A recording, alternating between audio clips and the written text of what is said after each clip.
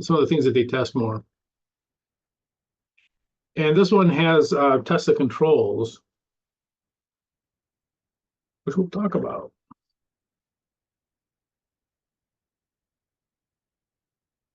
And test of controls are what we're talking about in chapter 7. So they kind of work together. I was kind of surprised, actually. Test of controls are, according to the reviews, are tested more than the dollar value, the substantive testing. Okay, let's see here. So let's go jump into the chapter 7 handout.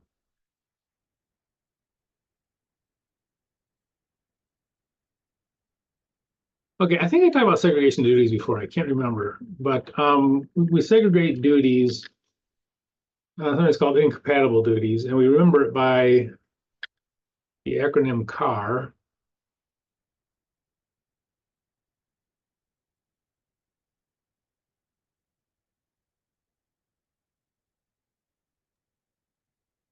Professor? Yeah.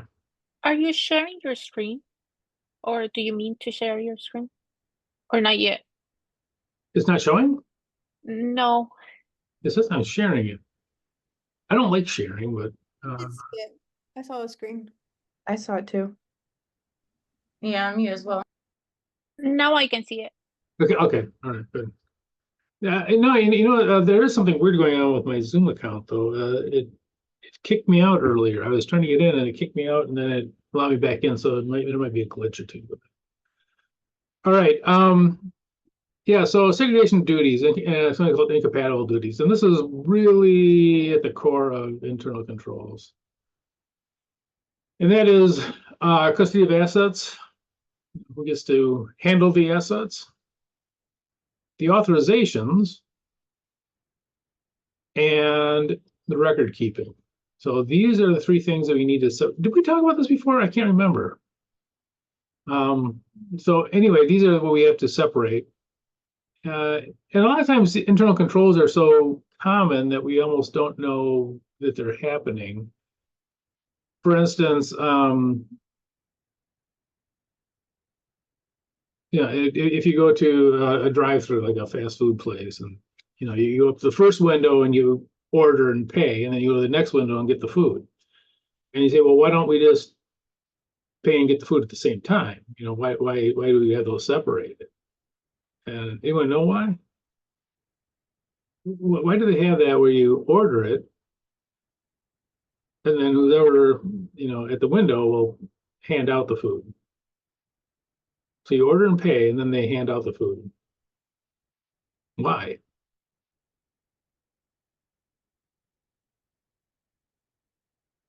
It's a segregation of duties.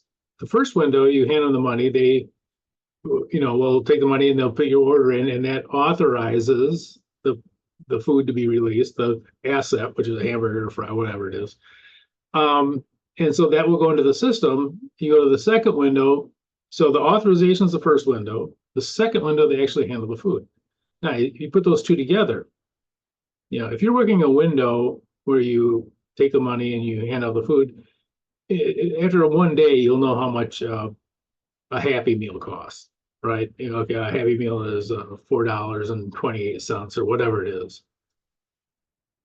So you could not ring it up, or bring out the food, give the food to the customer, and no one would know.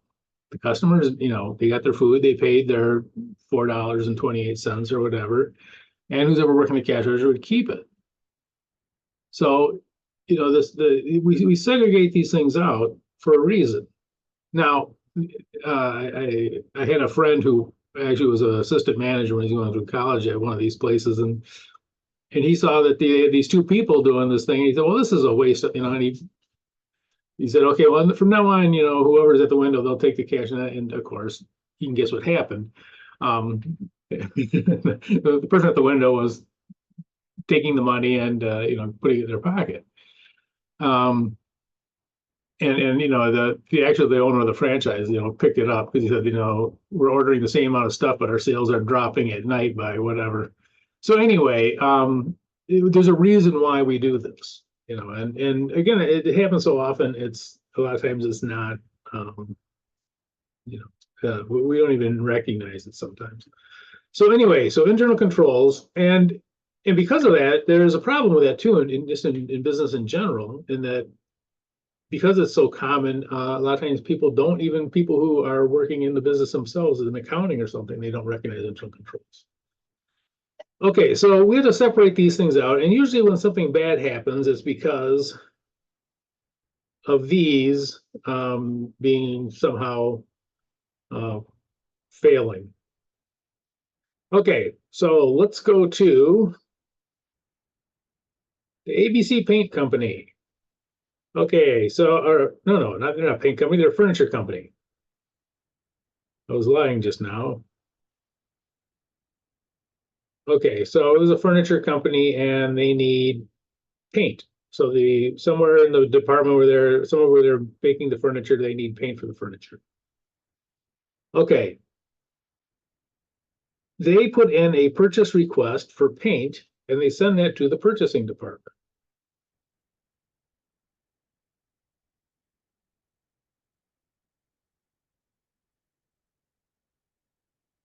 Okay, so let's get sent to the purchasing department. So they send to the purchasing department, we need paint.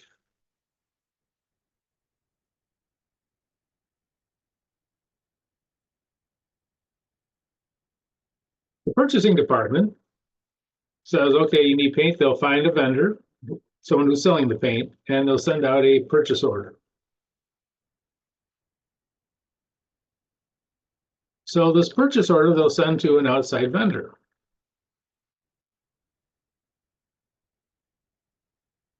Someone who sells paint.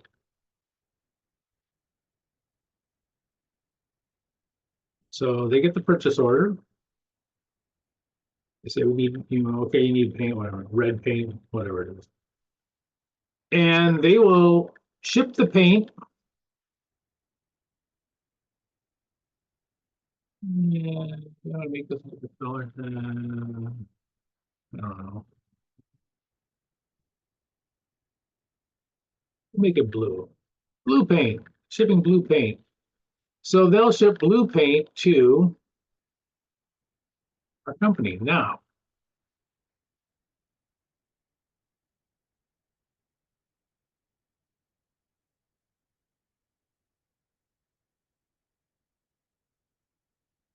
Okay, so there's a purchase order. They ship the paint. Once they ship the paint, they're going to make an invoice and they'll send it to our accounts payable, and we'll talk about this in a second.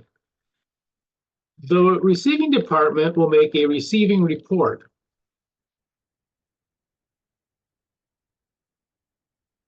And once the receiving department makes that receiving report, they will send it to the accounts payable. So let's look at everything that I'm going to back up a little bit because I didn't make this very well. I could definitely condense this a little bit. Okay, so here's what goes to accounts payable. The purchase order is going to go to accounts payable.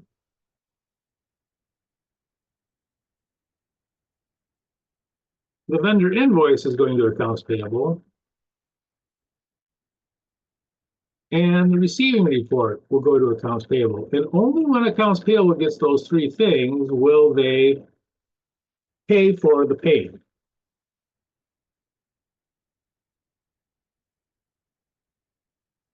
Okay, so back up here so we can.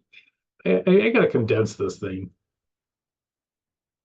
If I just eliminate some rows here to get it more on one. Oh, no, I goofed everything up.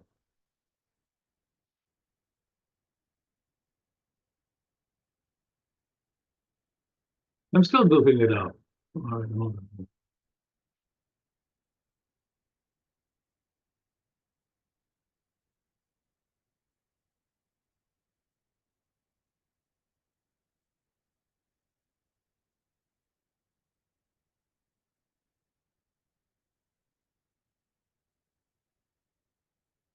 Okay, so receiving department, they receive the paint. You make a receiving report saying, hey, we received the paint. ABC will match it up, purchase order, receiving report, and then the vendor invoice. And the vendor invoice should match up with the receiving report or with the purchase order.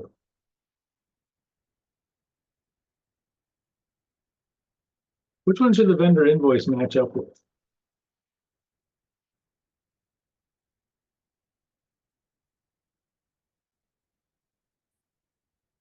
Now, I'll give you an example. Order. Well, certainly we need the purchase order to know that we purchased it. However, there might be a problem. Like, let's say that we ordered 10 gallons of paint and they said 8. Well, the vendor invoice should only be for 8. So I say this because I've actually seen this in textbooks. So they say all 3 of them have to match exactly. They don't. But the purchase order is necessary to know that we ordered it. This company might just send us paint and then send us a bill, paint that we didn't order and send us a bill. So the purchase order is important. However, it is possible that it doesn't get filled completely. And if it doesn't, then whatever the receiving report is, so if they only send 8 gallons of paint, the invoice should match 8 gallons of paint. If they bill us for the entire 10 gallons, there's a problem, you don't pay it. And they have to send another invoice saying, 8 gallons of paint. So the receiving department is very important and they have to count it.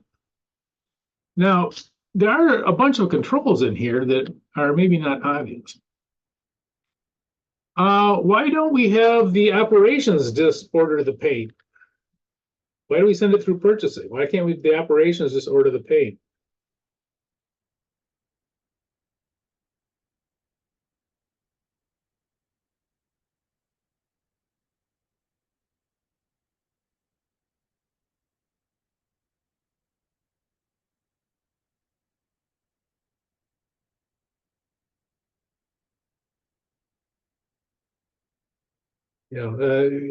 Someone on the plant floor just calls up, I don't know, Home Depot or whatever, order the paint.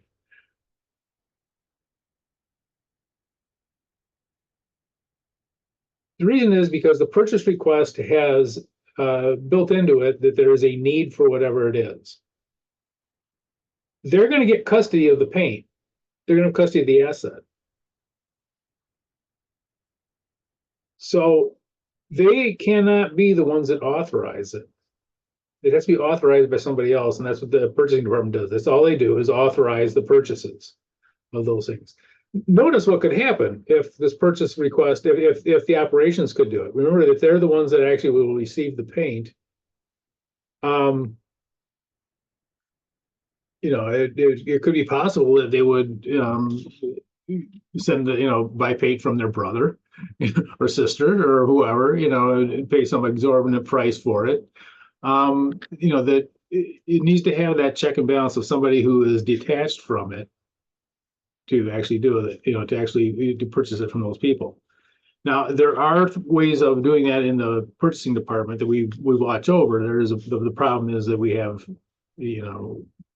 purchasing department and vendors, but we don't have to watch over that for the operations because they're not the ones that are actually authorizing. Not only that, purchasing department, they have their rules. You have to go through, find 3 different vendors, pick the best price, and they do all this other stuff that normally you wouldn't expect someone from operations to do. So they're very much more professional in the way that they purchase things. So the authorizations come from the purchasing department. Notice that's where the authorization comes. They never receive the paint. The paint goes to the receiving department. When the paint comes in, it does not go back to purchasing. It goes to the receiving department, and they count it, and they'll send this paint. The paint eventually goes on to operations. Where's my insert? This is going to make it really look confusing. But the paint will finally, get to whoever ordered it. But they will make that receiving report, and that receiving report, they'll have to count it. Usually the receiving reports are blank. They have to count and put a number in for how many gallons they received or how many items they received. So they have custody of the asset, at least for the temporarily, and they will count it and send the receiving report. The custody of the asset will then go to operations. And so all three of these have to be together before they will, before this will get paid. If they don't have a receiving report, you know, there could be a problem if they don't have a receiving report, this won't get paid. If they, you know, if it got sent to the wrong address, got lost in the shipping or whatever, we're not going to pay for it until we get it. And so that, you know, if there is a problem with shipping it or whatever, then the receiving report is a way of us not paying for something we didn't receive. So these are kind of the controls over it. And again, it's really there for a reason. And the reason is that we have to keep these things segregated. These incompatible duties, they must be segregated so that we know what is supposed to happen is actually happening. Okay. So let's look at some incompatible duties. And I think all these have incompatible duties. I'm not sure. I'll have to look at them again. Okay, Amy is accounts receivable clerk.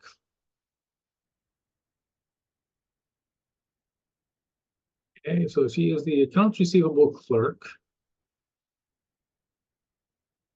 The mailroom delivers we talked about this. The mailroom delivers customers' checks to Amy every morning. No, wait, we didn't talk about this.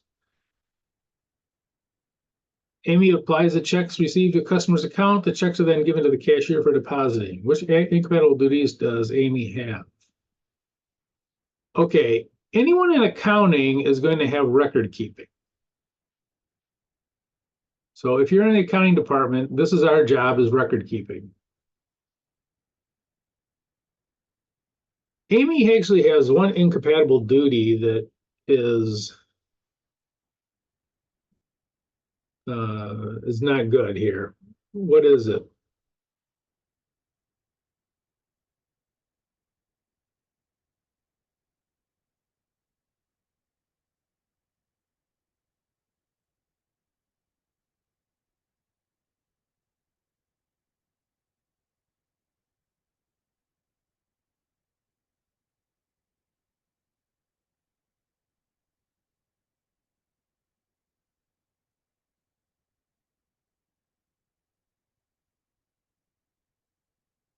Anyone?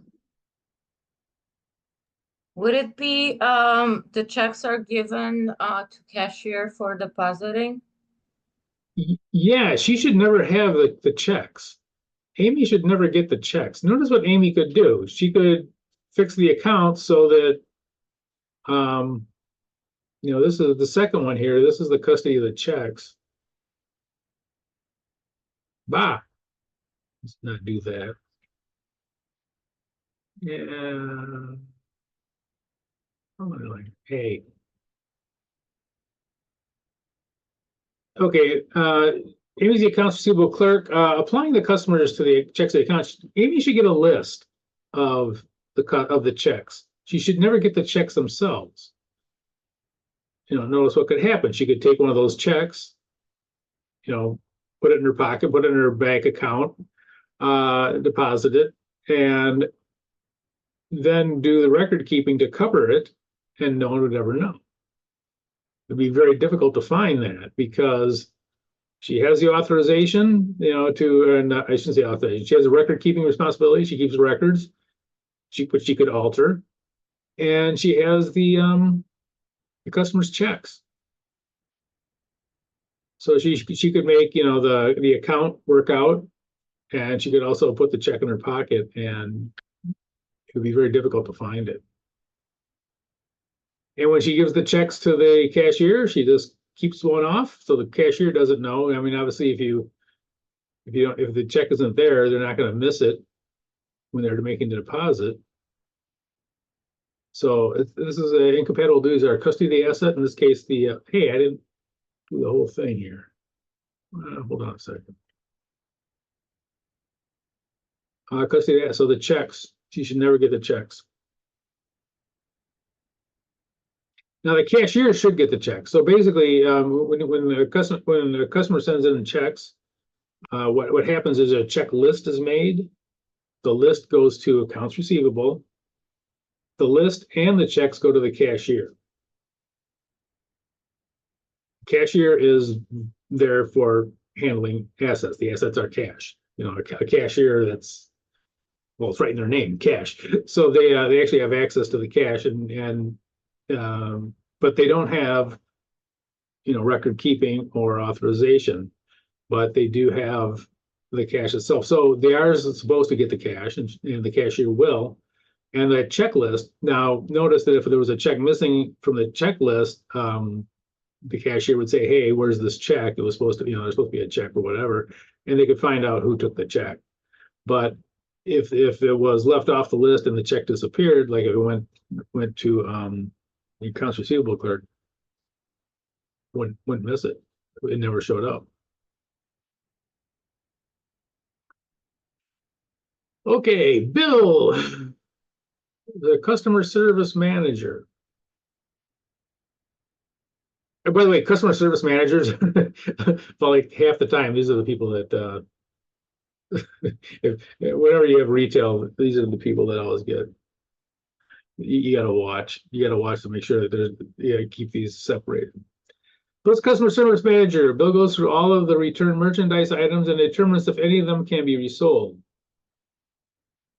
Bill adds the items back to the inventory. I'm sorry. Bill adds the items that can be resold back to the inventory system, and the items are sent to the sales floor. Bill enters items that cannot be sold into the system as scrapped. Unsaleable items are disposed in the garbage. What incompatible duties does Bill have?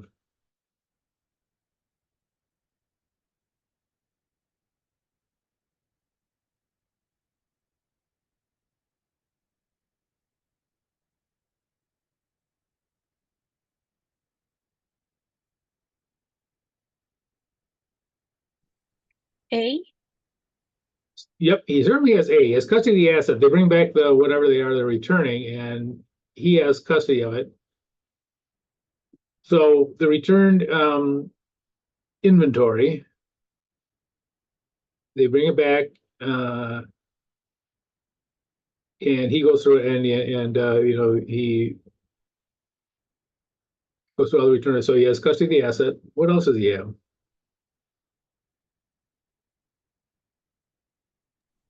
Authorization. Yep. You know, notice he could take something, say it's scrapped, and put it in his pocket.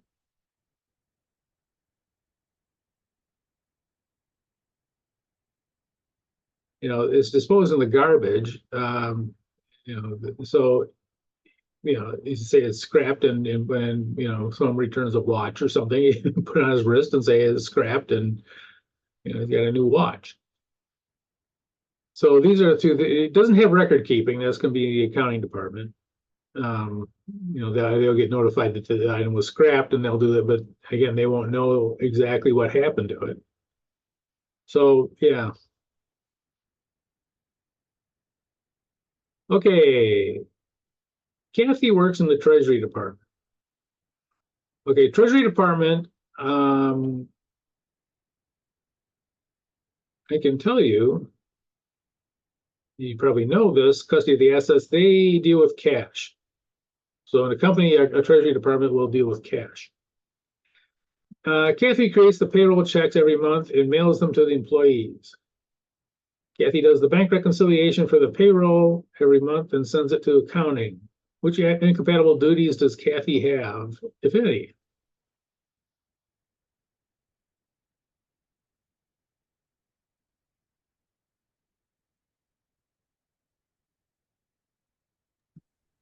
C. Yep. And she actually has all three of them, because she does the bank rec. That's something that the accounting department should do. She does it all. So here's the bank rec. She does the bank reconciliation. The bank reconciliation leads to journal entries. So this is record keeping would be the bank rec. Bank reconciliation.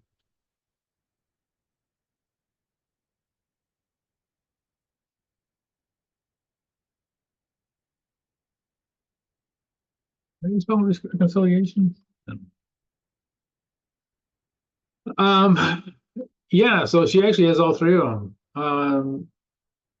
She has custody of the assets, the cash. She has authorization. Notice that she creates the payroll and mails the checks. Now, there's nothing wrong with her making the payroll. That's the authorization part. But when she mails the checks, she gets she has the cash in her hand, basically. And so, when she mails those out, she actually has the cash, the authorization, and from the reconciliation, she has record keeping.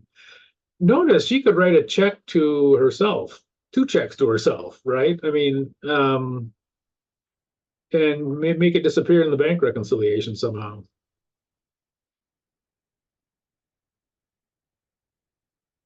So yeah, Kathy, I don't know if Kathy's lucky or unlucky, but she has all these 3 things.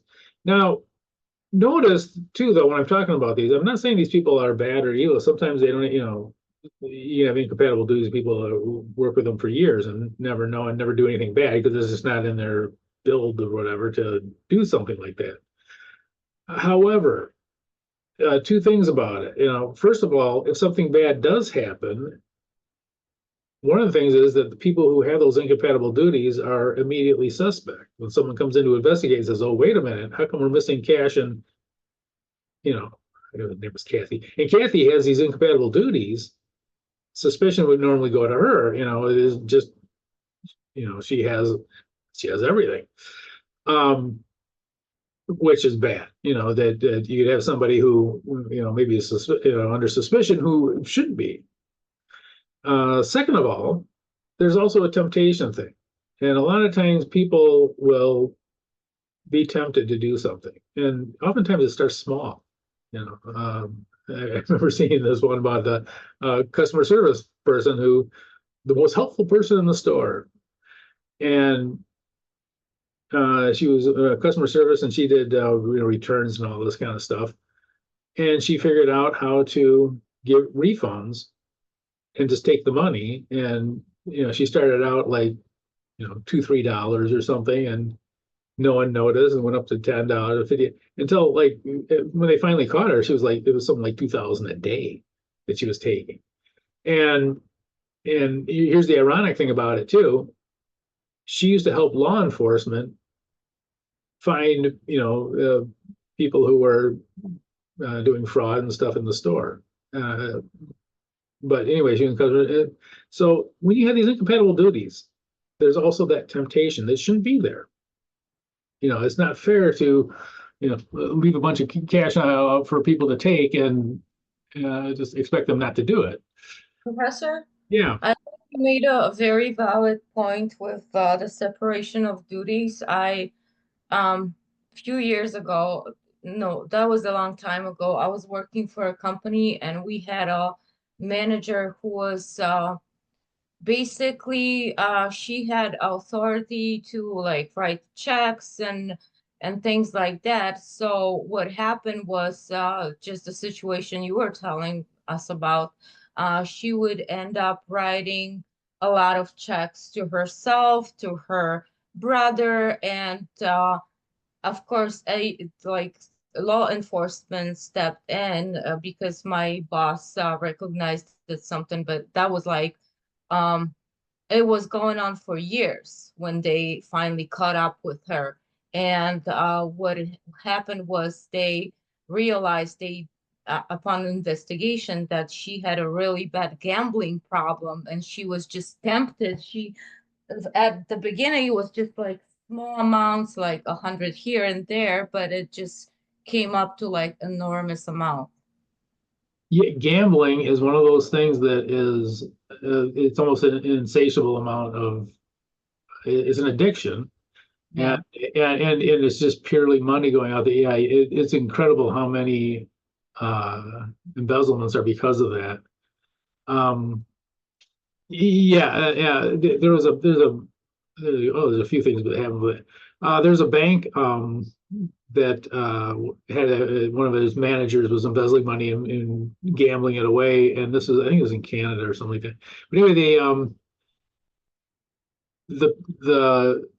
determined that the casino knew about it, that he was stealing money, and because they knew about it, they worked out a deal where one day out of the year, all the money that was taken in from that casino would go to the bank as repayment of it. But it was literally in tens of millions of dollars by that point. But yeah, a lot of times they start small and it just keeps going and going and going. And two, another thing about gambling is it's harder to recognize because it isn't like someone showing up in a brand new Mercedes or something. The money's just gone. It isn't like, oh, gee, how does this manager afford this $130,000 Mercedes? You don't see it. So yeah, it can be bad. I'll tell you one that we had a woman when I was at Navistar who she got an award for having the longest service record in the company. She had worked for the company for over 50 years. She started when she was something like 17, and she turned 67. And literally, the president of the company came, and they had a big thing. Wow, 50 years, and blah blah blah blah. Anyway, she was a secretary for the plant manager, and she was secretary for like something like 7 plant managers over her life, and maybe even more. I don't know. But she had all these plant managers that she worked for over the years. What happened was any checks that didn't come through the normal, receiving department, mail room for checks, if they sent them directly to the plant manager for like little things like, settlement of damage to a loading dock or something, whatever it was, she would take it. She noticed that there were these accounting memos that the plant manager would sign, and it would be like, write off this amount, write off that amount.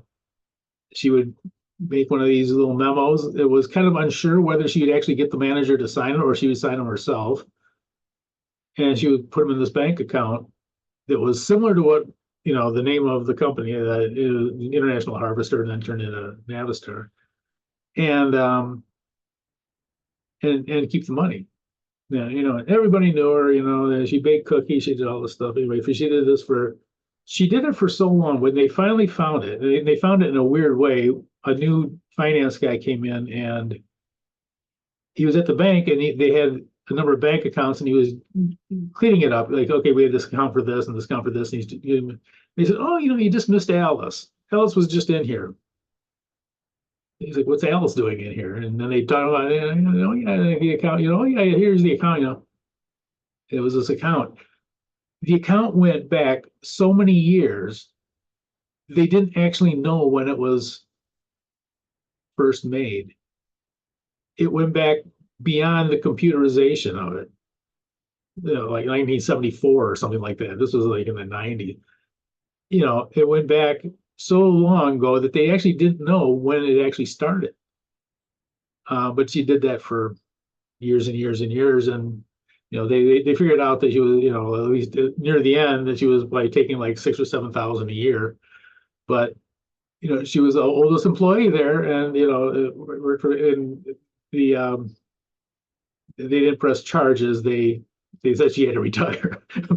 but yeah, it is kind of it's kind of strange how some of these things happen, and I think one of these things is that they test it, and then when no one says anything, they do it again. Probably like this one you're talking about. They say $100, no one said anything. That's small, and then progressively get more greedy. Yeah, and it just it gets crazy. How high they and two, gambling is one of those. It really is a kind of it's a crazy addiction. But yeah, and you don't notice it because they usually just lose it all. Okay, Dan is accounts receivable clerk, applies payments and check to the customer's account and writes off any uncollectible accounts. Which incompatible duties does Dan have?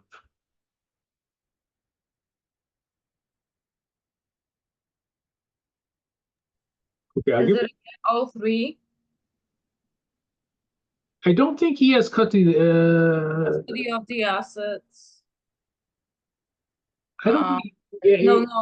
no, it doesn't say anything about that. Yeah, but he does have authorization. He's writing off the accounts, and he does have bookkeeping, and these two are incompatible.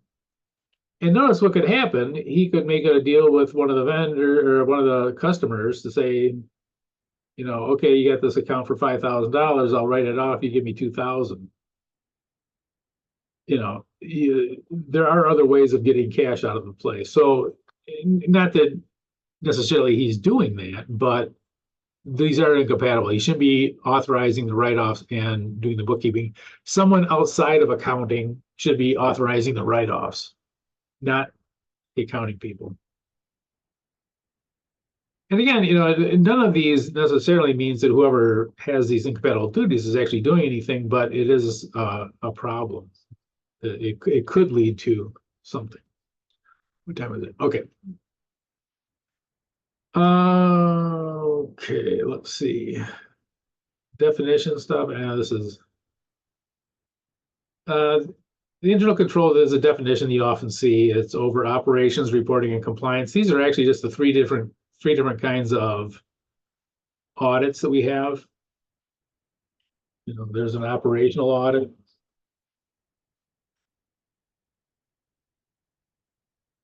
Oops, that's not how you spell operational.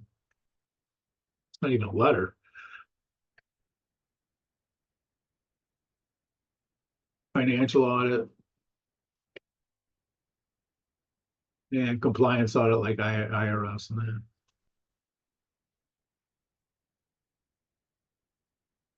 So these are kind of the three different areas that you're going to see that they. Oh, don't do that. What am I doing? Hold on. That's not what I want. This is what I want. So operations, reporting, and compliance. Okay, now internal control.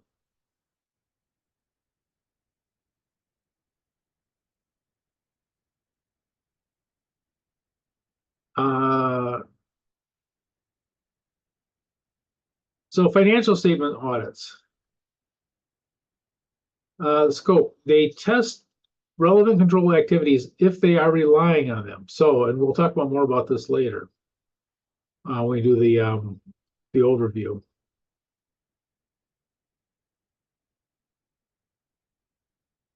If you rely, it is possible that you rely on the internal controls to reduce the amount of testing you do for your audit. Okay, so if you say, okay, we want to see if these controls are good, and if they are, we can reduce how much testing we do of the actual dollar amounts. If the controls are really good, we'll test fewer items. If the controls are bad, we'll test more, right?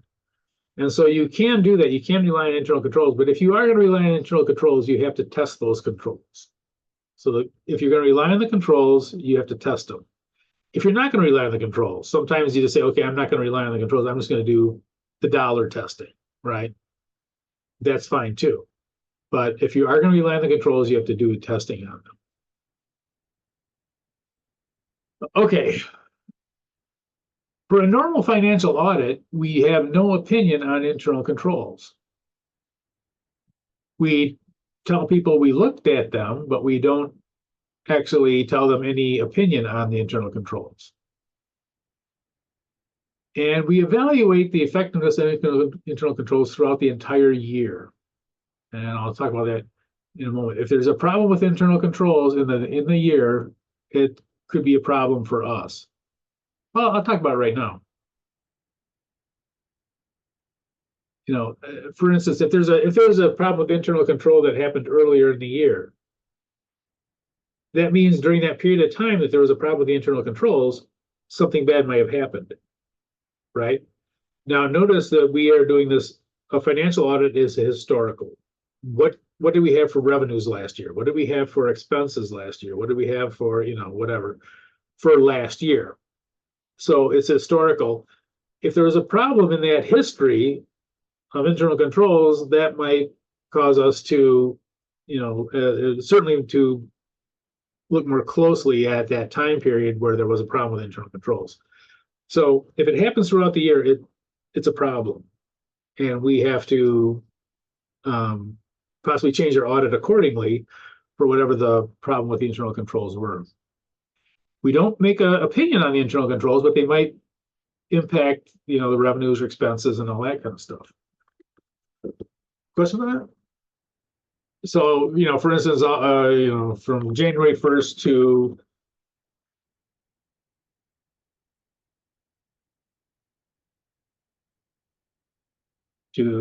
December 31st,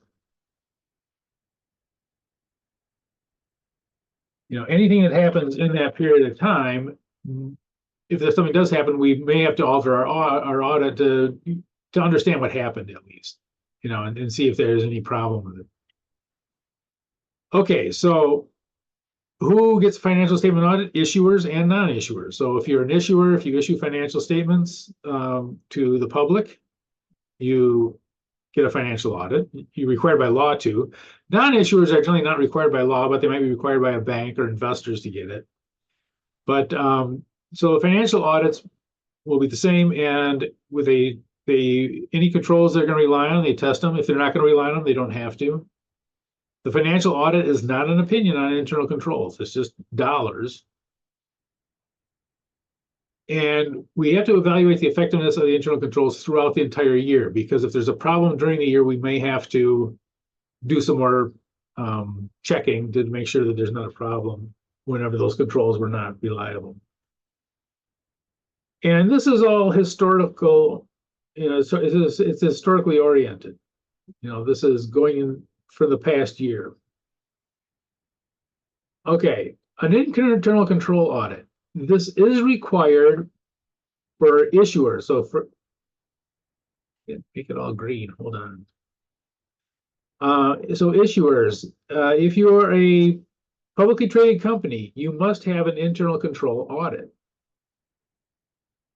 So a publicly traded company will have two audits. They'll have a financial audit, and they'll have to have an internal control audit. Okay, so they have to have two. So a regular company, they'll just have a financial audit, and that'll make the bank happy and investors happy or whatever. A publicly traded company, they must have a financial audit and an internal control audit. So they have to have two audits, and those are generally done together. There's kind of a weird quirk to it that I'll talk about later, but they have to have both audits if they're publicly traded. They have to have an audit of the financial statements and of the internal controls. Now, the internal control audit is different in that it's future oriented.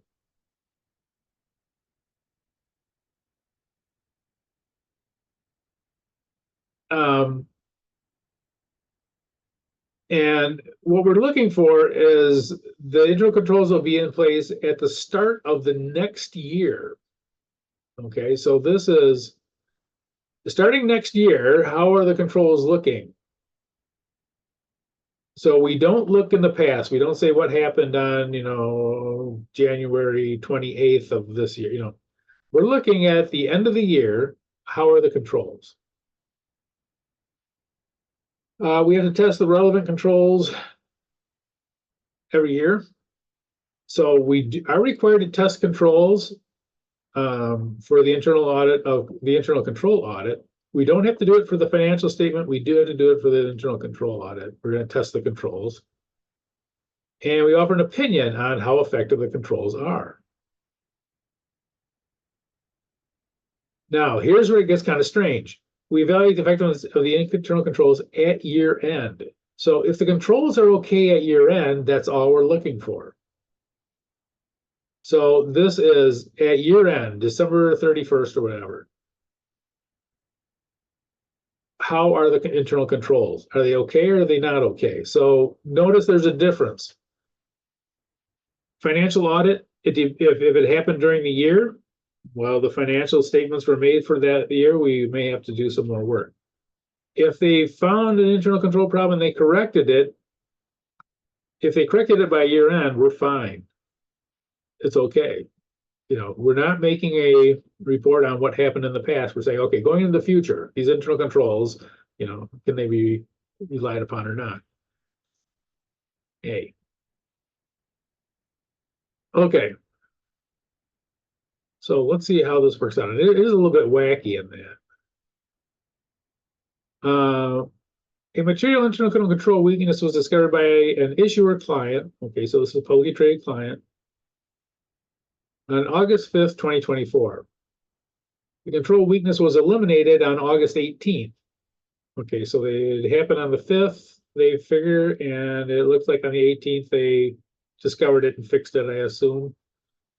Assuming the client has a year on December 31st, 24, which audits would be affected by this event?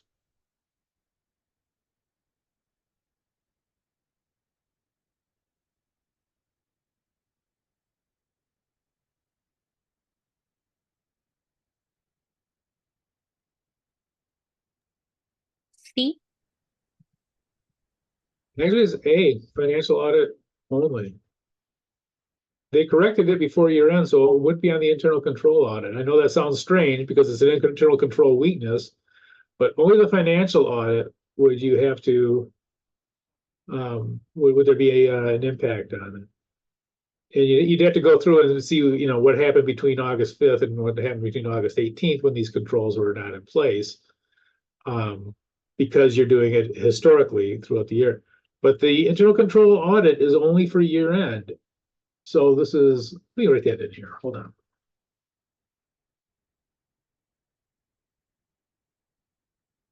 It's only at year end. So if they fixed it, we don't say anything about it. Only if it's not been fixed at year end, would we say anything. So if they found it and they didn't fix it, we would report on it.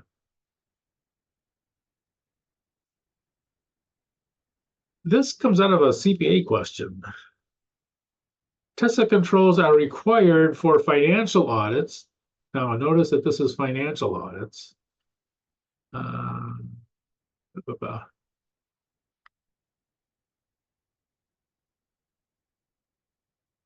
So here's financial audits, and remember that we test relevant controls only if we are relying on them.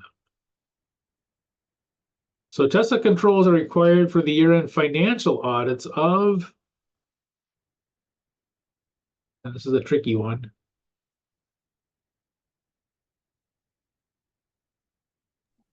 For both? Actually, it's neither. You're only required if you're going to rely on the controls. If you're not going to rely on the controls, you do not have to do any TESA controls.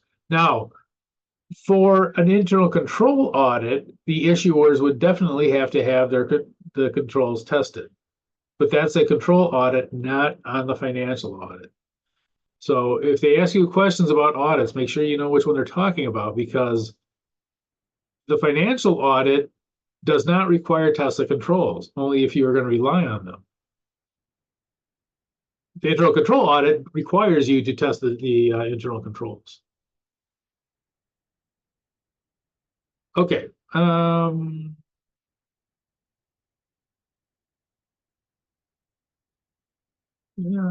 guess we can go through some of these. Control environment factors. This is you'll see this on the CPA exams sometimes. They'll talk about the control environment. They'll ask you control environment questions, and this is what they're talking about. And you'll notice that some of these are, they're basically inside, how the company is set up. The integrity of the people running the place, commitment to competence, human resource policies. These are all things that assignment for authority for the authorizations. Management philosophy, how aggressive they are. The board of directors, sometimes board of directors are very active, sometimes they're not. When I was going through school, I worked as a maintenance guy at a bank, and they used to have these board of director meetings, and and I would help there was other people that would, and I would help like set up tables and stuff. And it was just so funny because there was a guy that owned the bank, but his wife, he wasn't on the board of directors, but maybe, well, I don't know, he never showed up, but his wife did. And his wife was a sweet, she'd walk in and she'd, hand out brownies and stuff. And, me and me and the other guy who would maintenance guy, she'd hand us brownies. But anyway, it was, we didn't even leave the room for the meeting. She would just start talking, is there anything we need to know? And, there was no oversight, there was, I mean, I'm sure they sent financial statements and stuff, but, it was just a little afternoon party, and that was about it. So board of directors, how they behave, and then the organizational structure, who answers to who, and that sort of thing. And you remember it by IC Hambo. And if you take the CPA exam, you'll remember this along with some other things to remember the control environment. And before you take the test, you will write these down, IC Hambo, and that will. When you run into a question that has to do with the control environment, you'll think back on this and see which ones they're talking about. Okay. And I think we'll do this next part here, the control activities, and then we'll call it, we'll take a break. Okay, control activities. We used to call this PIPs. Now they've added a new one, and so now we call it PAPIs. And this is the new one here. And you'll notice that this one's a little bit strange, and I'll talk about that in a second. Physical control. So, locked rooms.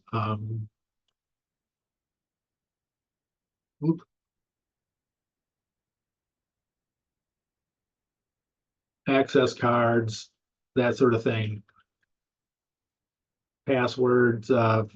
It's just more like pass keys to get into, like keypads.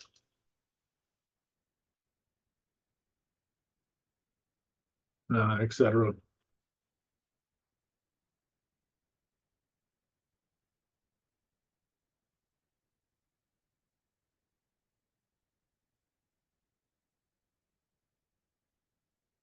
Authorization of transactions. This is basically what we talked about before.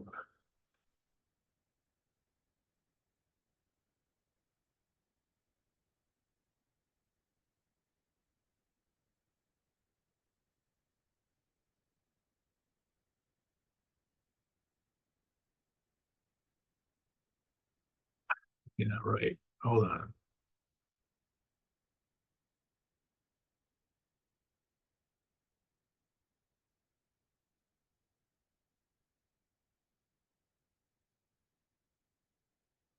Okay. Let's see. Oops.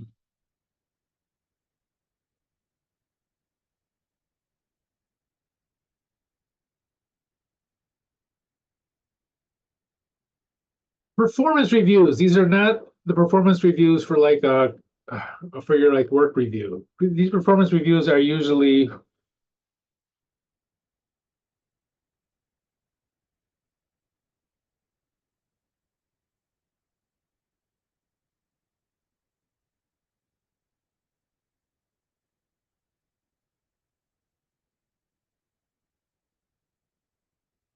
performance reviews.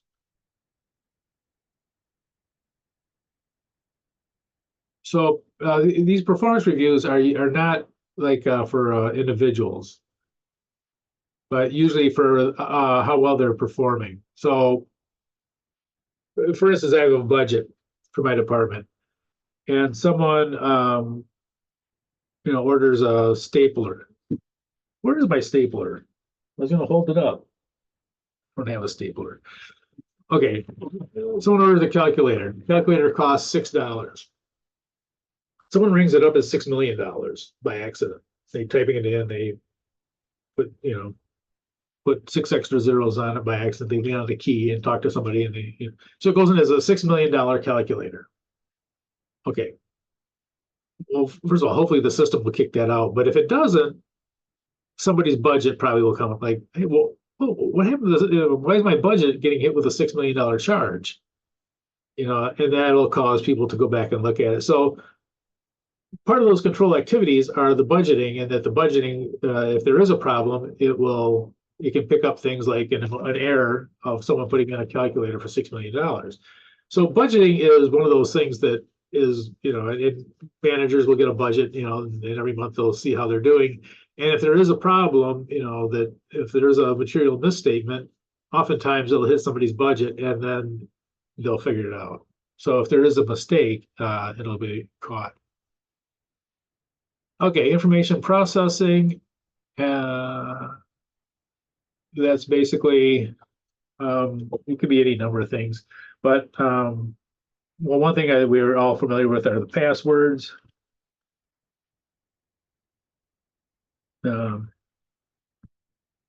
Access to applications. Access to operating systems. Oops.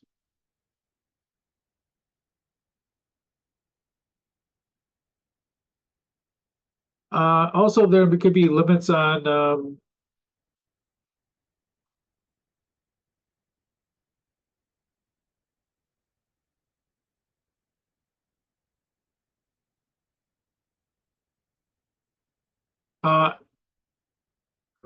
comments, etc. Limits on entries into the system. So, for instance, my $6 million stapler. Hopefully, before it even gets to, gets put into the system, when they're trying to enter it, there hopefully will be something that'll kick out and say, wait a minute, anything in the system over $5,000 has to have approval or something. And then they'll look at it and go, oh my God, I just put in $6 million for a calculator. So limits on entering into the amounts that you can put in there. Also things like negative assets, like negative inventory. It doesn't allow for negative inventory. If you put in negative inventory or a negative cost or something like that, they'll kick it out and say, no, this can't be negative. It has to be a positive number. You go down to zero, but it can't be negative as far as inventory or trucks or anything like that. And segregation of duties is just what we talked about before. It's the same thing. And this is why this is a little bit strange is, remember by car. Oops.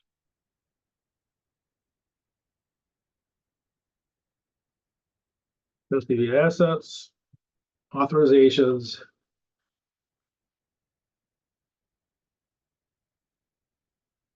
and record keeping. And you'll notice that there is something odd. So here's a segregation of duties. There's something odd about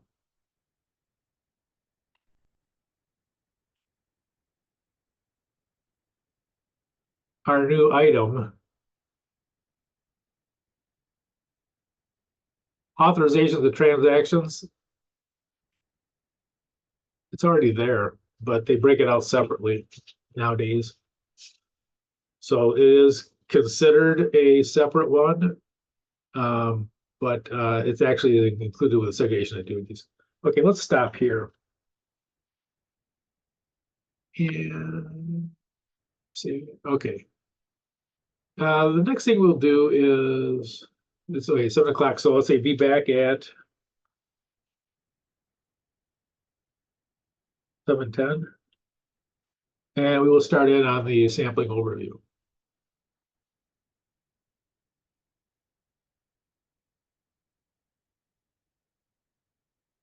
Okay, give me 1 second here. I'm going to save this. Okay.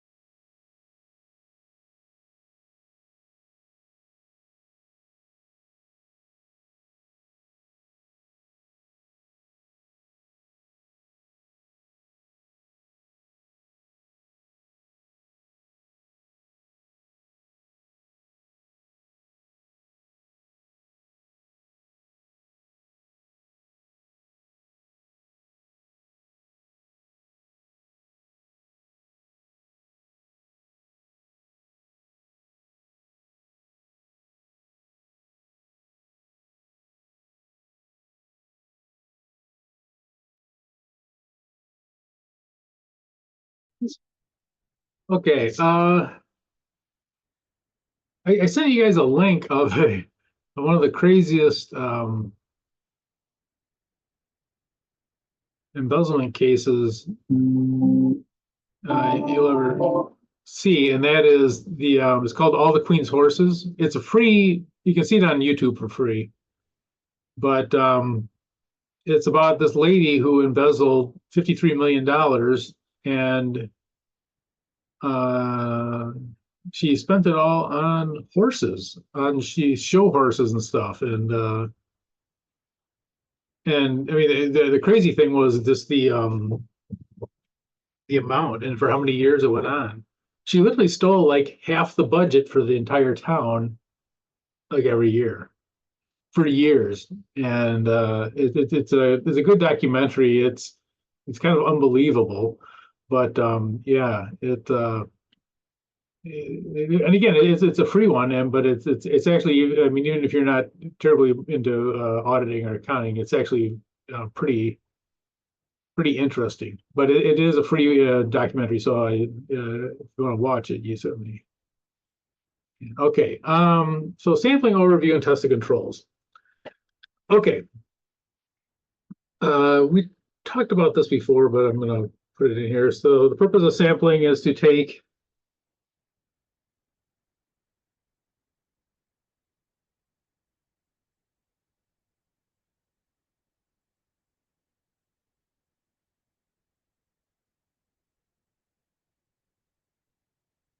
a small number of items in the population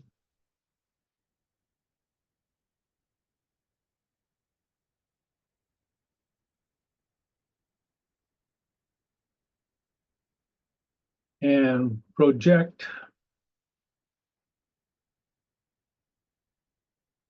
findings over the entire population. Well, we talked about this in the other one, the classical sampling, and in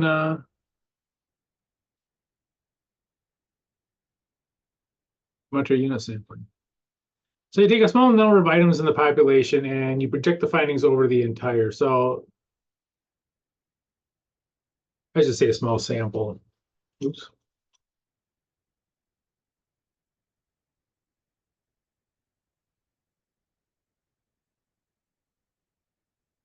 Okay, so we take a smaller sample and we project it over the entire population. Okay, so the question is, how do we pick the sample? And we talked about this before, I believe. Random sample. This is the best way to do it. And the reason is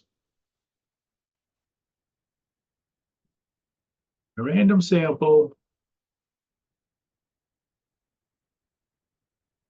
best estimate of the sample, the population of a whole.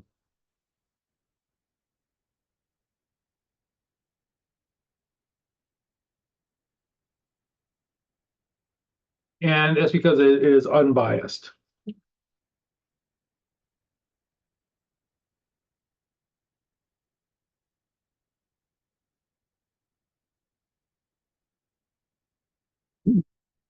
So why do we like a random sample? Random sample is going to be your best estimate as far as what the population is as a whole.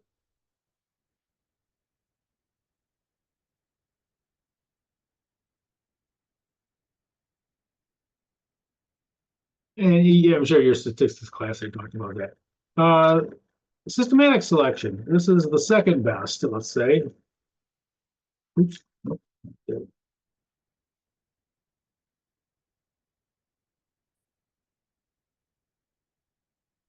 Systematic selection. I can actually give you an example, probably better than explaining it.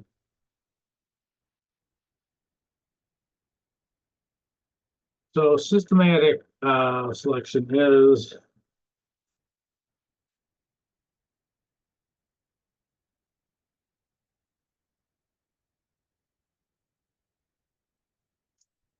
zero. No.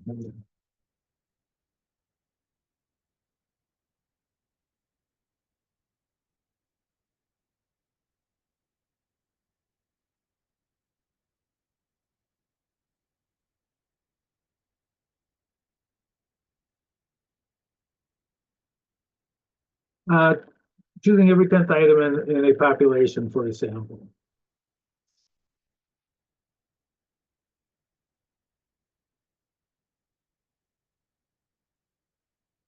Now, you may have a random start to that, but choosing every 10th item. So for instance, you're going to take what, a 10% sample of the population. You go, okay, I'll take every 10th item. You may have a random start with number 3, take 3, 13, 23, 33, you get the idea. And it's kind of considered to be the second best thing to a random sample.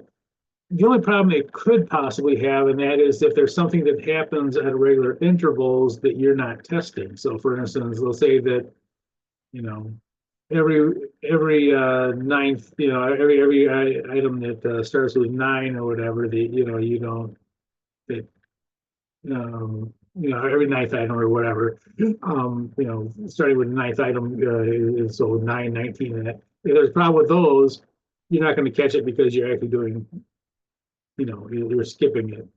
How often that happens, I kind of doubt very often, but there is that one in whatever 1,000 million possibility it could happen. But systematic selection is probably the second best. I have used it, not just because of the audit plan called for it, but random sample is the best. Systematic selection is the second best. Now, both of these are what we call repeatable.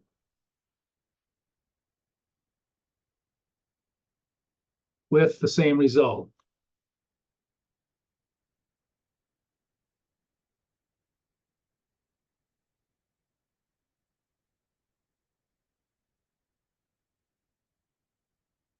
So random sample, we can go to the random number table and say, pick the first 2 columns or whatever. We do this.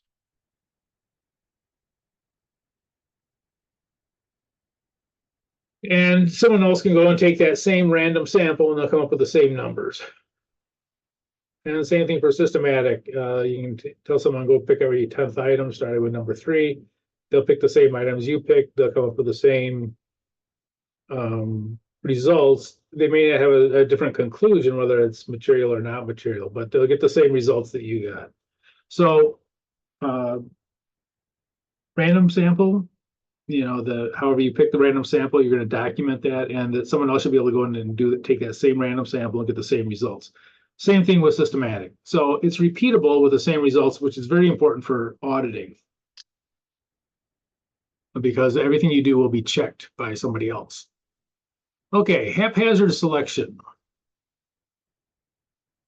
This one, I actually did this once, and I'll tell you about it. But haphazard selection is when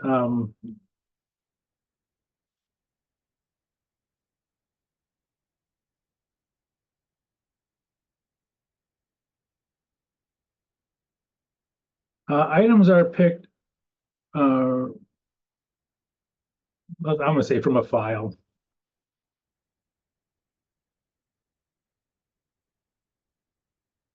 Haphazardly, I'm going to say blindly. And I know that's probably not the best way to say that, but what it is that, it's sort of like if you close your eyes, if you went to a filing cabinet, closed your eyes and reached in and took out 10 items. So I'm going to go pick out 10 items out of the, out of there. So I picked these items out of this filing cabinet. I didn't look at which ones I was picking. I had my eyes closed, but I picked out 10 of them. And, so there's a problem with that. The problem is someone else goes to the same filing cabinet, closes their eyes, and picks out 10 items. They're probably not going to be the same 10 items. So it's not repeatable. Okay, so the haphazard selection is generally not repeatable. It also has the possibility of a bias, and that is that suppose one of these files is thicker than the other ones, it may have a better chance of getting picked when it really shouldn't. They should all have an equal chance of getting picked. But there's also could be a bias that enters it, but it's not repeatable. Okay, so we generally don't do this method for auditing. And let me do block sampling, then I'll tell you about the haphazard one, how I had to do it. Okay, block sample. This is the worst method.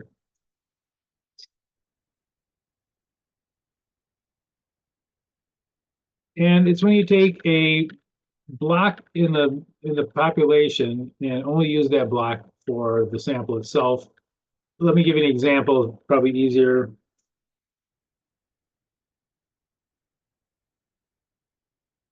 Example.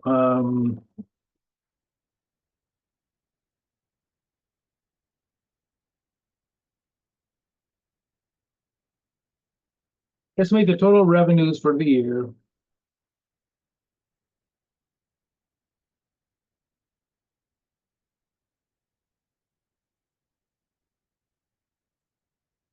using only the October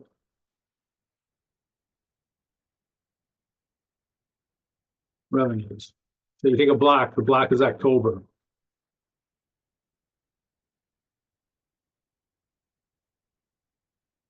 So we're going to take October, we're going to use only October's revenues, and we're going to use that as our sample for the entire year.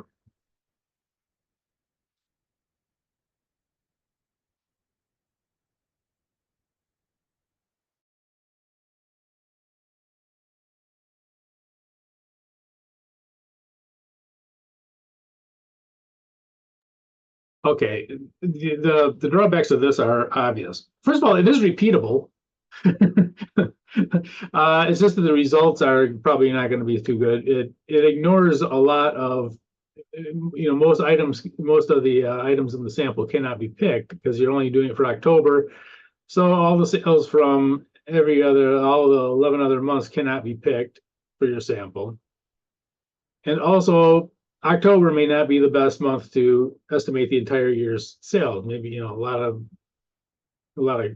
businesses, they do half their sales in December or whatever, and so October a lot of times isn't, to represent the entire year is probably not a good idea anyways. But even worse than that is that it eliminates, anything that happens at January, February, March, April, blah, blah, blah, has no chance of being picked because you're taking this block and saying, okay, everything's gonna be like this. So block, the impolite way to say it is block sampling is for blockheads, but it is the worst way of doing it. It is repeatable, but it is the answer you're going to get is probably not very reliable. A haphazard is not repeatable.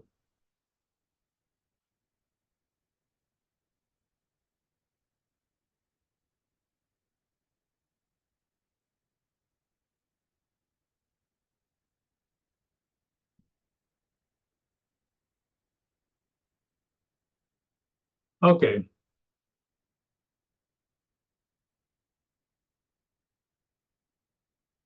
So haphazard selection, you don't want to do this, but one time I had to, and that was I was at U.S. Steel. At U.S. Steel, they had tons of buildings because they used to have thousands of people that worked in offices and stuff. They would, they had these adding machines and stuff. So they had these huge buildings. I mean, some of them were actually pretty impressive. Some of them were, you look down them and they would be,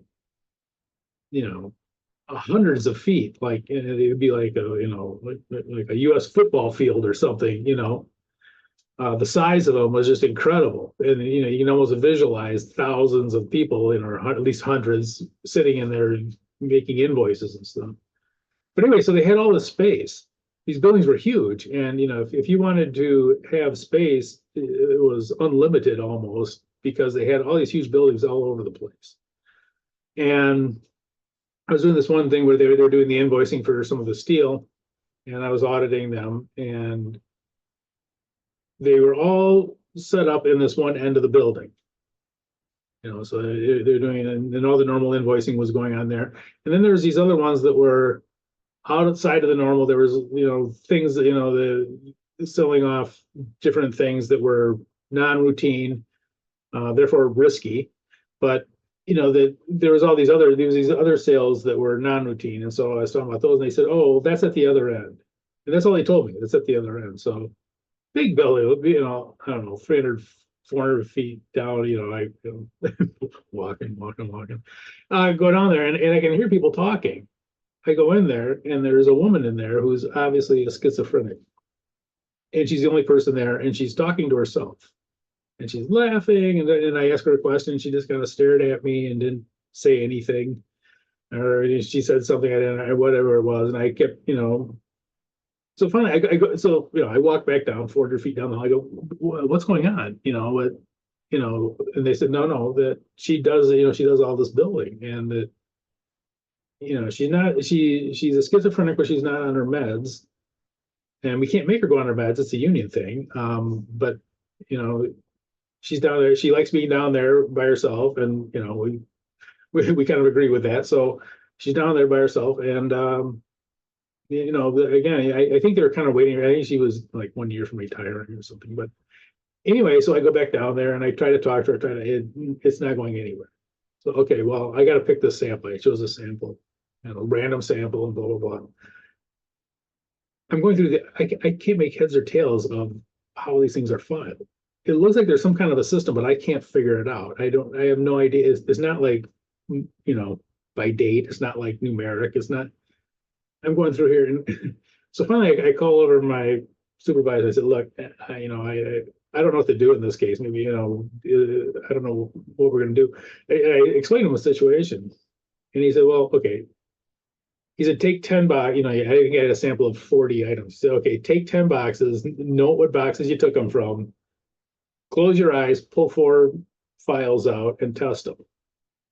He said, don't worry about which ones they are, just, mark the boxes that these are the ones you took, and, that's what we'll do. So I did, and I did the testing of, I took 40 items out.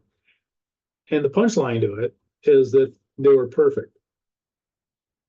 There wasn't anything wrong with any of them. I couldn't find anything wrong with them. And, I was expecting that these were going to be completely bizarre, but I went back and talked to people in the office, and they're like, oh no, she's completely competent. She's very smart.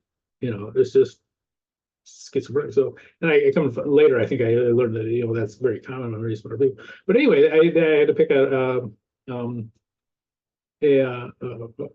haphazard sample because there's no other way to do it. And if I had to look for those items, I'd probably still be there. But and too, I remember seeing her leaving the building one day, driving, and I thought, man, I wonder if she's going to get home. And I talked to the people in front of me. Well, yeah, she get out. She's, look, she's really smart. She's just, she's schizophrenic. That's all. So anyway, that was a weird situation, but I had to do haphazard. Okay. And there wasn't any problems with it. Okay, so let's see. We'll go through this here. So certification.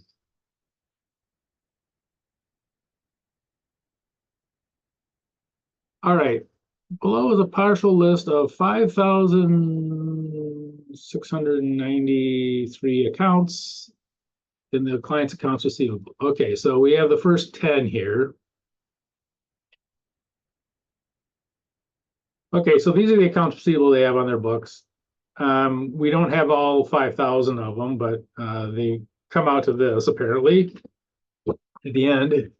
So these first 10 items we have,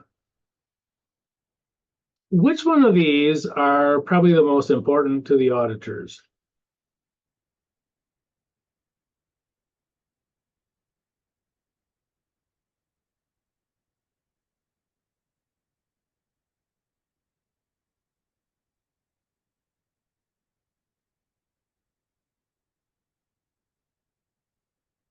Anyone? If you're an auditor, which one of these are you going to really want to look at? Maybe the large amounts. Yeah. Certainly this one you're gonna want to look at. Just by itself, it may be material. Probably this one and maybe number 2. So these are probably going to be the ones that you're going to want to look at, right? I mean, these are ones that jump out. These might be, you know, something you want to know if whether these are valid or not, these accounts receivable. And some of these, like for instance, number 3, even if the whole thing was, you know, when it was 0, it was a fictitious account, it probably wouldn't matter too much. $28 out of 900,000 is probably not going to make any difference. So the idea though is that there's some accounts that are more important than others, and certainly number 5 is big enough that it's probably material just by itself. It very well might, you know, maybe. And so there's certain ones that you want to look at. So we would probably look at copy this whole thing down. I'll clean it up in a second here.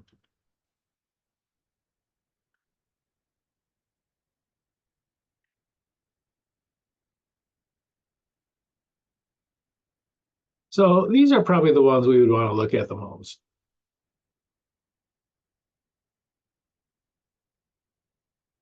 Right.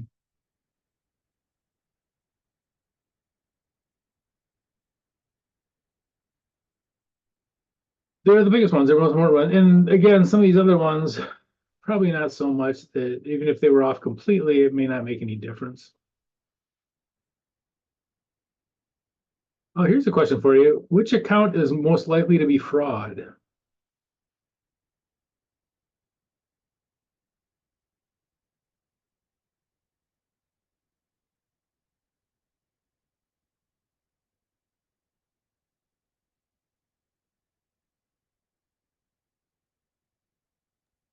The 5th one? Could be. I mean, it certainly could be. You know, it's a large number, and so it could, if they were going to cook the books. Actually, the one I was thinking about is this one. There's a weird thing about fraud. Oh, it's an even number. It doesn't have any, yeah, 25,000. It's a very odd number. Yeah, It's yeah. precise number without, yeah. You usually don't see that in business. You know, when someone buys something as $25,232.85 or something, you know, it's very weird to have it. But when they look at fraud, oftentimes they're nice big round numbers, 10,000, 5,000, you know, 500 or whatever it is. They do that. And actually in that video, All the Queen's Horses, when they show the amounts that she's stealing, it's like 325,000. You know, it's not 325,270, you know, it's just big round numbers. And so whenever you see those, it is possible it works out that way, but it's, you know, it's also fairly unlikely. And again, a lot of times for whatever reason, people who commit frauds, they do it in nice big round numbers. Okay, so stratification of a sample. So because all of these are not of equal interest to us, we might do what we call stratifying the sample. So for instance, item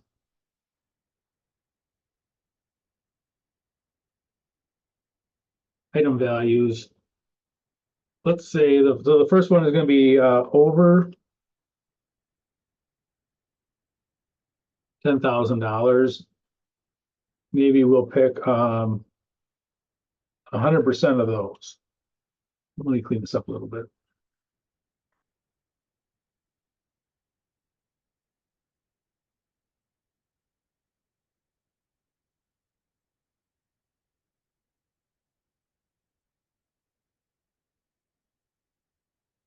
So things that are over $10,000, we want to look at all those. Hey, how come that didn't bold? Okay. Items between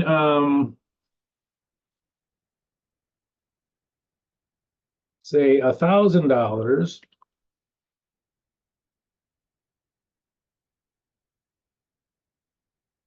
and $10,000. We're still interested in those, just not as much. Get some more space here. So maybe you want to pick, I don't know, I'm going to say 20% of those. I'm just making these numbers up now.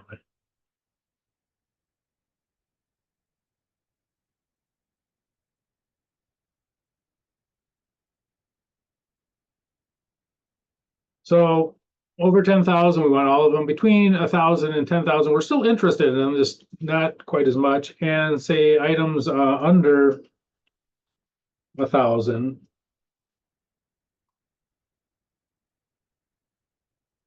I don't know, 5%. So again, this is what they call stratifying the sample. You put them in different layers. And these layers, the bigger ones are ones you are more interested in. Medium-sized ones you're still interested in, just not as much. And then the ones that are really small, even if they were completely fictitious, it probably wouldn't make too much of a difference. Fewer of those, just because it's less likely these will be material, or that they'll even add up to being material. So this is what they call stratifying the sample. Breaking it up between those, and you basically pick three different samples. This first one actually wouldn't be a sample; it'd be the entire population of anything over 10,000. These next two would be a sample of 20% and then 5% of the items that you would pick. But anyway, that's stratification. All right, let's do these, and then I think we'll stop. What is this page? So this is types of sampling plans. Attribute sampling. This is an important one. Before I do this one, though, I want to do another one. I want to do a different one. Oops. Because we already did some sampling. Classical sampling, we already did this.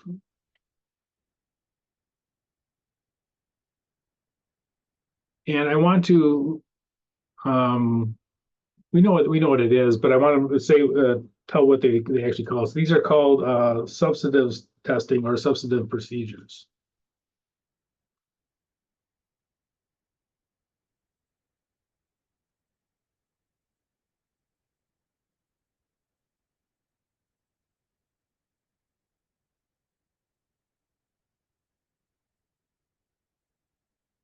And these are for dollar amounts.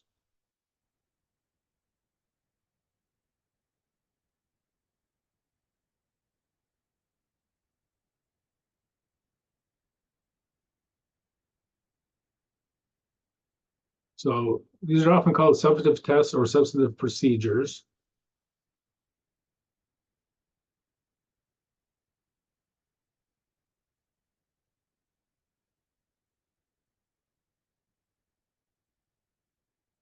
And these are purely for dollar amounts. And these are there to determine if their account is materially misstated.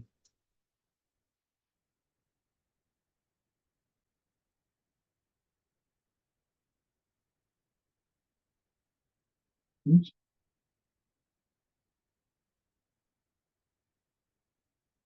Okay, and that's for monetary unit 2. Let me clean this up a little bit. So, and monetary unit is the same thing, and we kind of know this. We already did that when we did our. So monetary classical sampling and then monetary unit sampling, we're looking for dollar amounts. Are the financial statements misstated? And these are called substantive testing or substantive procedures. And again, it's only for dollar amounts. These are for,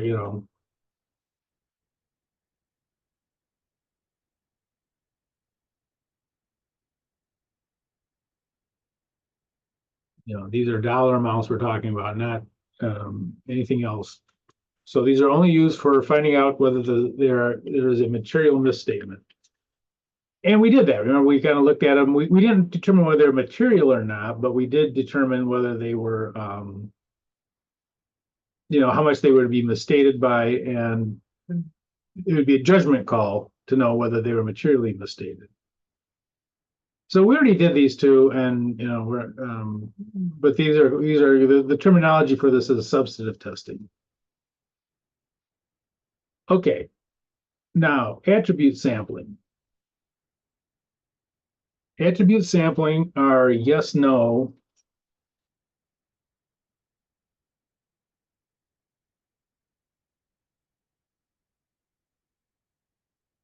Samples. I'll explain what I mean by that.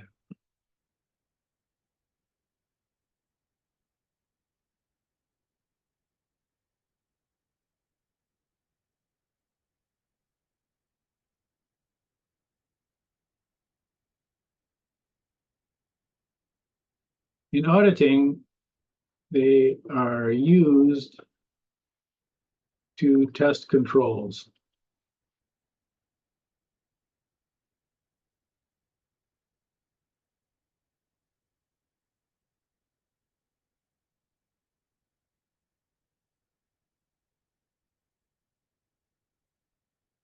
Example.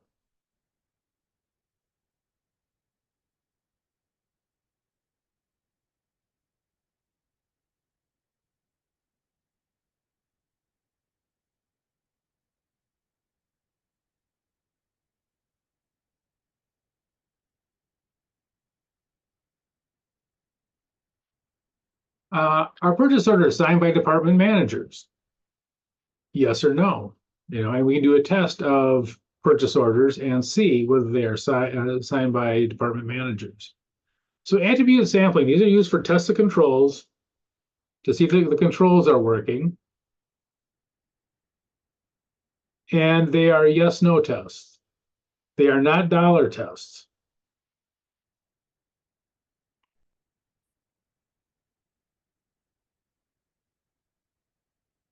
So purchase order, and a control would be that, for instance, purchase orders are signed by department managers. A department manager should approve these purchase orders, right? It's an authorization thing.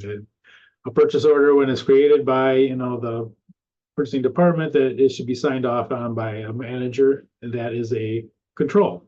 We can go through and look at these purchase orders and see if there's a manager signature. Excuse me, that one snuck up on me. I usually try to blank out my screen and my mic. But anyway, so they're yes/no tests. So you look at these purchase orders. Here's a purchase order. Yes or no, was it signed by a manager? And you pick a sample of 100 of these or whatever, and you go through and see how many of them are signed by the managers, and it's a yes or no test. Now, and the reason why you're doing it is, let me go back here. The reason for attribute sampling for the test controls.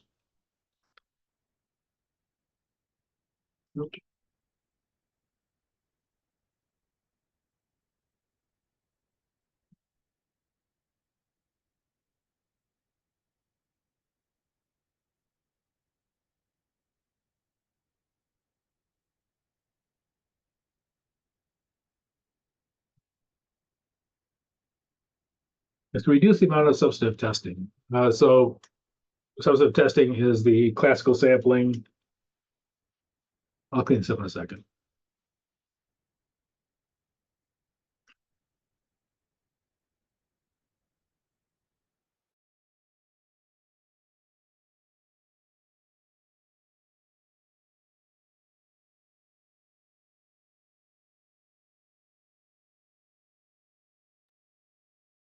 Sorry about that. Monetary unit sampling.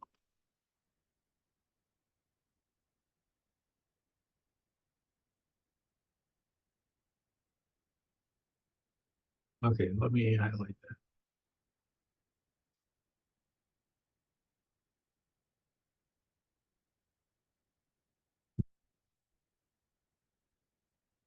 Hey.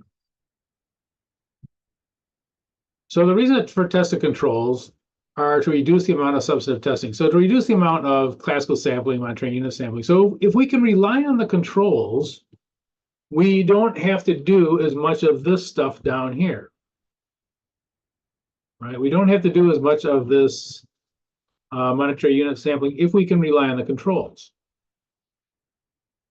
So the reason for relying on the controls is that we would be able to reduce our substantive testing.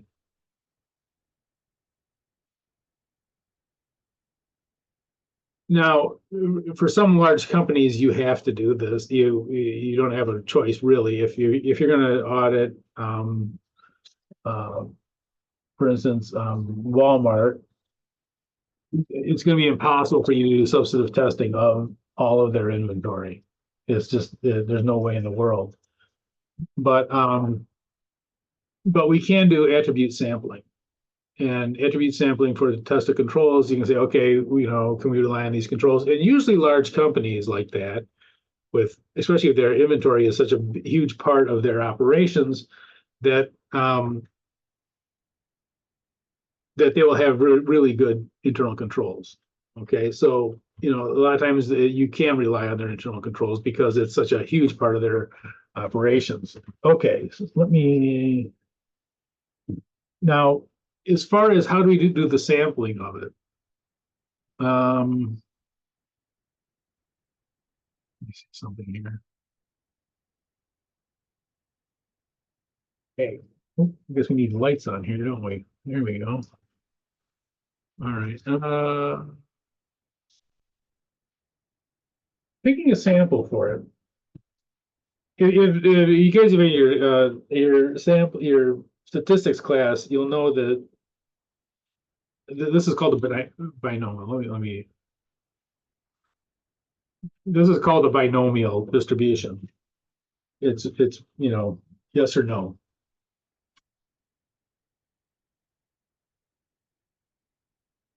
And if you remember from your statistics class, these are no fun at all. They can get really crazy really quick. But we also have a thing called the central limit theorem, which I'm going to demonstrate here in a second.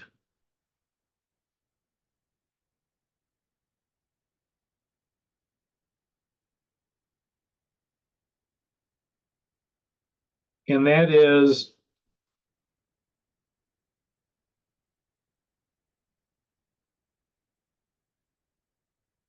repeated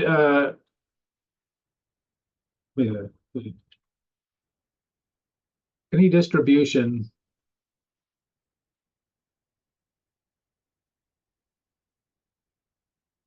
and repeated will become a normal distribution.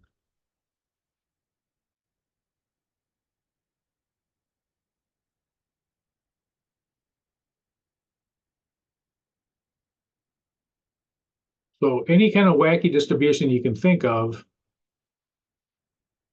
if you repeat it, eventually it'll become a normal distribution, that normal, that normal bell curve.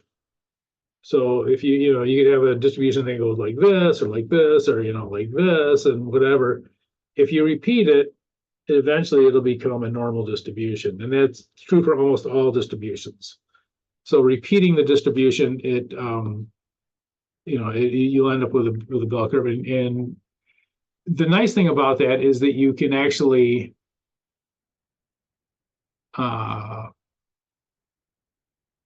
use the normal distribution for instead. What am I doing here?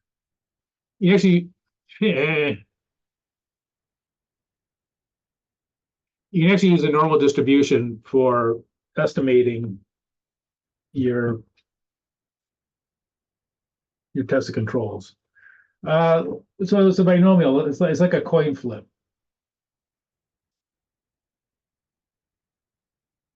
Okay, so one toss of the coin, you have the possibility of either a head or a tail, right?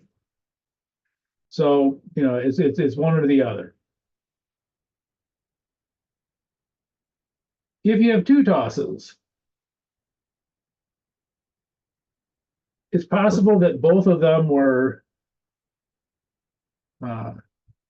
heads. Possible that both of them were tails. It's possible that the first one was a head and the second one a tail, or the first one was a tail and the second one was a head. And if we don't care about the order, and in this case, and for doing this kind of sampling, we don't. You can kind of see that even after just 2 tosses of the coin, you start to end up with the beginnings of a normal distribution. So it goes from being, either or to tails. To already, it starts to become a normal distribution. So we can use the normal distribution to estimate the sampling for attributes. And that's because of that central limit theorem. You see. Hey, I'm back. So the attribute sampling is actually it's a very important one, and this is actually tested according to the CPA review I was teaching anyways. This gets tested more than these other two, and in fact, more than these other two combined. So it's actually very important. It has become a more important type of testing here. Okay, discovery sampling, we're not going to talk too much about this. This is usually for discovering something like fraud.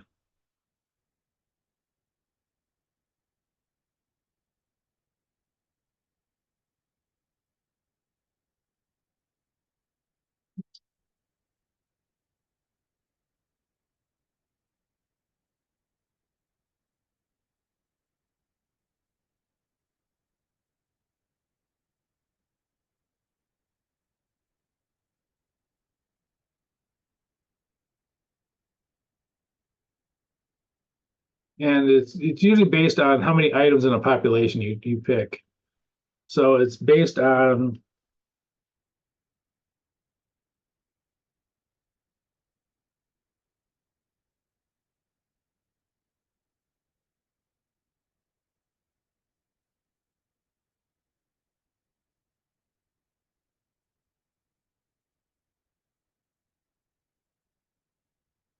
it have errors or misstatements, I should say.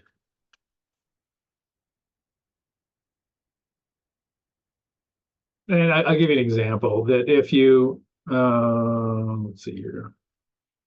We're not going to talk about this one too much. This is kind of I don't think I ever used this one when I was auditing. But anyway, it's it basically, so for example,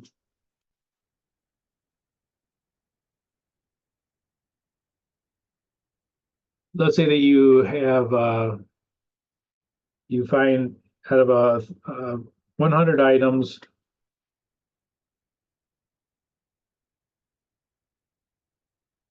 without fraud, means that you are 90% sure there isn't any fraud.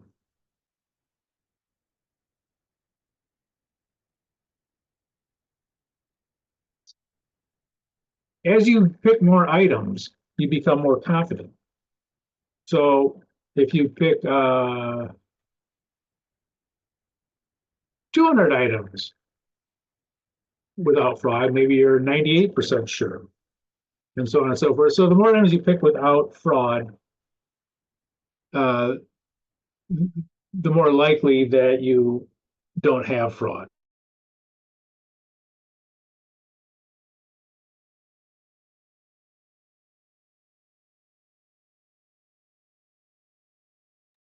There are other ways there are other uses for it too, though. Okay, so attribute sampling. Mostly we live in this area: attribute sampling and classical sampling or monetary sampling. Dual purpose test is really a way to pick a sample, and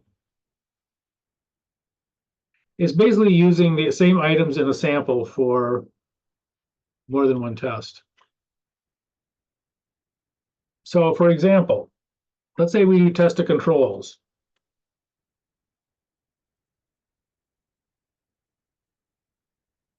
And so we have a sample of,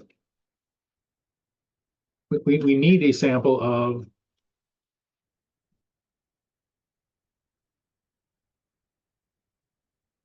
100 items.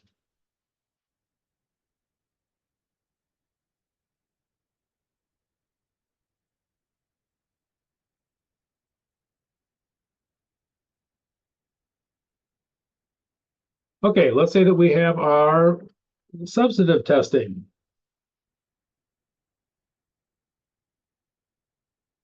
And that could be either monetary unit or classical.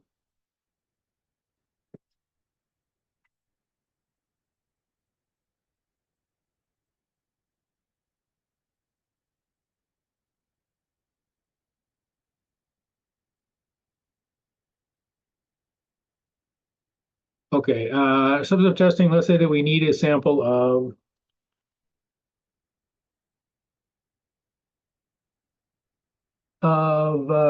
let's say 400 items.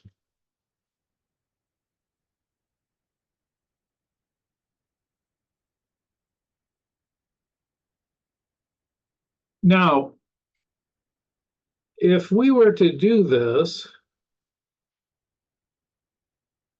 so we do our test controls first to see if we can rely on the controls. We pick 100 items. We go to our substantive testing. We need a sample of 400 items. And we're trying to be efficient. We don't want to waste a bunch of time. Do we really need to pick 400 items?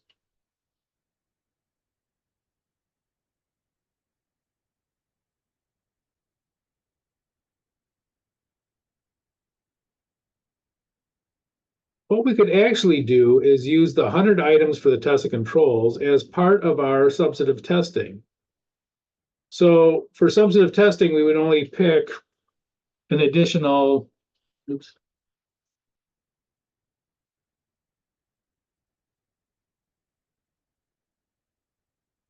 $300 items. Because we already picked 100 of them from the test of controls. So this 100, the 100 items in the test of controls, these would be called dual purpose. You know, they would be used in the test of controls. They would also be used in the substantive testing. So that's what a dual purpose test is. Using the same items to do two different tests on them. And it reduces the amount of items you have to pick. It reduces the amount of, you know, new items you have to go find. Reflection here. And it makes the audit more efficient.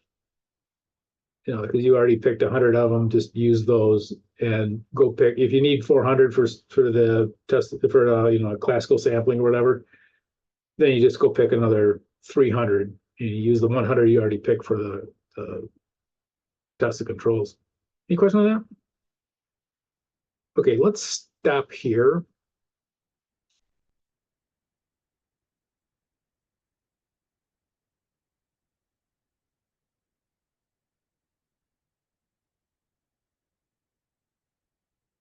Okay, yeah, so let's just stop there. By the way, oops, no, not that. She even looks guilty. No, I'm kidding. All right, so what we will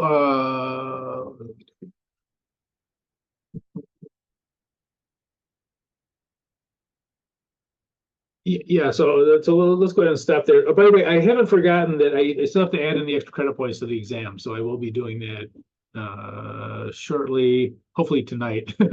I know about it and I'll put it in, but anyway, those have to be added onto your exam. Any questions? Okay, hopefully we might finish up both these handouts next week. We'll see. Any questions? No, Professor, thank you. All right, thanks guys. Have a good evening. Thank you. Good night. Good night.